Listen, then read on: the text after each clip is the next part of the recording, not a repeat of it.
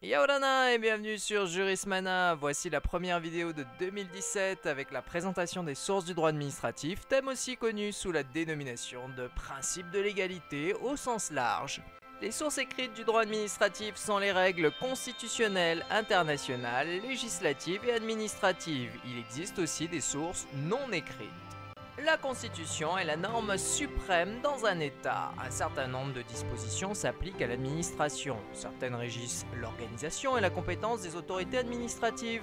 Tel est le cas par exemple des dispositions relatives aux règles qui répartissent les compétences entre les domaines de la loi et du règlement.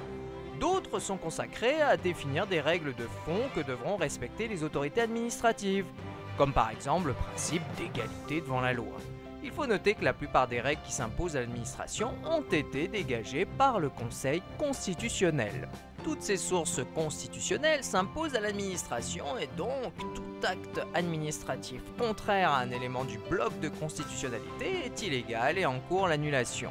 Il faut toutefois préciser que si l'acte administratif est apparemment inconstitutionnel car il respecte la loi, le principe de l'écran législatif le protégera. Le juge administratif ne veut effectivement pas contrôler la constitutionnalité de la loi, c'est le rôle du Conseil constitutionnel. Bon, il existe toujours la possibilité d'une question prioritaire de constitutionnalité.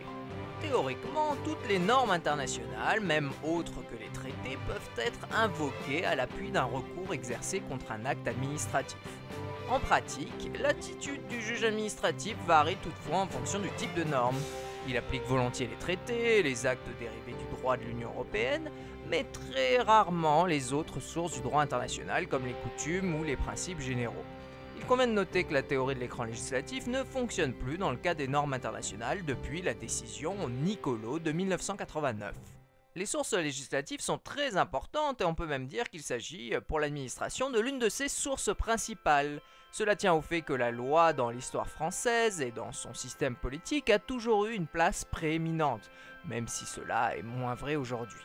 La loi s'impose à toutes les autorités administratives. Les actes administratifs constituent aussi les sources du droit administratif. Parmi ces règles, on peut distinguer l'acte réglementaire qui est la source la plus importante à cause de ses caractères, car il crée des règles générales, impersonnelles et permanentes, et l'acte individuel, une norme qui modifie la situation de son destinataire, comme par exemple une sanction ou une autorisation. Il est classique de citer parmi les sources non écrites du droit administratif la jurisprudence et la coutume. Pour la jurisprudence, c'est-à-dire les décisions de justice au sens large, le juge administratif peut être à la source de principes généraux du droit, les PGD, c'est-à-dire des règles non écrites dégagées par le juge qui en affirment le caractère obligatoire et annulent les actes administratifs qui méconnaîtraient de tels principes, comme par exemple le principe de non-rétroactivité des actes administratifs. Les PGD ont une valeur infralégislative mais supra-réglementaire.